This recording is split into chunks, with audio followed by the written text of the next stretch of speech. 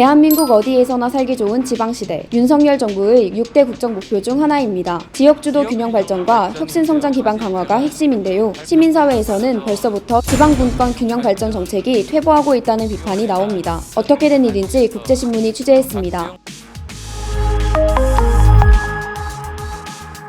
윤석열 대통령은 집권 초기부터 지방시대를 강조합니다. 새 정부는 지방시대를 중요한 모토로 삼아 국정을 운영할 것이라고 밝힌 바 있습니다.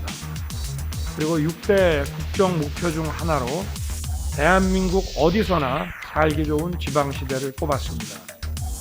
어느 지역에 살든 상관없이 우리 국민 모두는 공정한 기회를 누려야 합니다. 정부는 대통령 직속 국가균형발전위원회와 자치분권위원회를 통폐합해 지방시대위원회를 출범할 예정인데요. 시민사회는 지방시대위원회가 실행력을 갖추지 못한 자문위원회여서 실효성 있는 성과를 거두기 어려울 것이라고 우려합니다. 이 균형발전이라든지 지방분권은 전 부처에 걸쳐 있습니다. 적어도 범부처적인 차원에서 부총리급으로 위상이 설정이 돼야 된다는 것이고, 또 자문기구가 아니라 집행기구가 돼야 된다. 문재인 정부가 비수도권 균형 발전을 위해 추진했던 예비 타당성 조사 면제 기준도 강화됩니다. 인구가 많은 수도권과 달리 비수도권 주요 재정 사업은 경제성이 떨어져 기획재정부 심사 통과가 어려운데요. 더불어민주당 김두관 의원에 따르면 2015년부터 2020년까지 정부의 예비 타당성 조사를 통과하지 못한 사회 간접자본 사업 중 77%가 비수도권 사업입니다. 반면 수도권 SOC 사업 통과율은 82.4%에 달했습니다. 문재인 정부는 가덕 신공항 건설을 비롯해 국책사업의 예비 타당성 면제를 확대했습니다. 이명박 정부 때 총 61조 1천억 원이던 예비 타당성 면제 사업은 박근혜 정부 때 25조 원으로 줄었다가 문재인 정부 시절 120조 원대로 증가했는데요. 윤석열 정부가 면제 기준을 강화하면 지역균형 발전이 위축될 것이라는 우려가 커집니다. 수도권 같이 인구가 많거나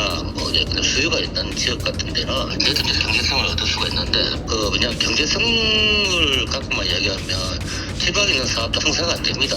수도권 공장 총량제를 둘러싼 논란도 확대되고 있습니다. 공장 총량제는 수도권 비대화를 막기 위해 공장 건축 면적을 총량으로 정해 제한하는 제도인데요. 윤석열 정부가 수도권 자연보전 권역 공장 신증설 면적 확대와 해외 유통기업의 경제 자유구역 공장 신증설을 허용하자 비수도권에서는 정부가 수도권 집중을 가속화하고 있다며 반발합니다. 수도권의 자연보전권역 내에 공장을 또 신증설할 수 있게 만든다든지, 해외로 간 국내 기업이 다시 국내로 돌아올 때 공장 신증설을 할 수 있는, 사실상은 지금 수도권 공장 총량제를 비롯한 수도권 정비 계획법에 위배되는 이런 정책을 지금 현재 실행하고 있거든요. 자치단체의 재정력 격차를 해소하기 위해 배정하는 특별교부세 역시 수도권에 집중된 것으로 드러났습니다. 정부의 최근 10년간 시도별 특별교부세 교부 통계에 따르면 지난해 전국 17개 시도 중 특별교부세를 가장 많이 받은 1, 2위는 경기도와 서울이었습니다. 부산, 울산, 경남은 각각 12, 15위, 5위에 그쳤습니다. 특별교부세라고 하는 것이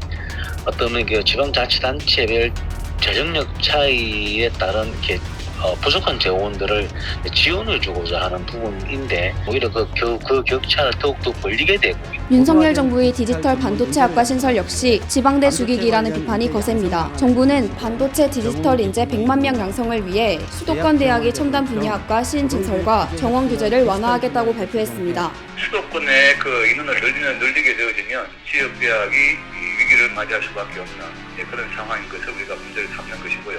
인구가 줄었는데 수도권 지역의 반도체 인력 양성을 위한 관련과를 증설하겠다는 것은 어폐가 있는 것이죠. 수도권 일극화가 심화하는 상황에서 정부가 말하는 지방시대는 제대로 된 방향으로 나아가고 있는 걸까요? 국제신문이 전해드렸습니다.